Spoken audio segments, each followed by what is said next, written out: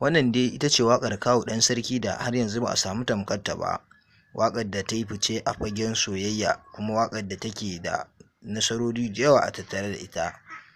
Waƙar Cikon Buri dai an same ta ne daga bakin shahararren mawaƙin nan mai tasowa kuma wanda yake yayi a yanzu, wato Kawu Ɗan Sarki.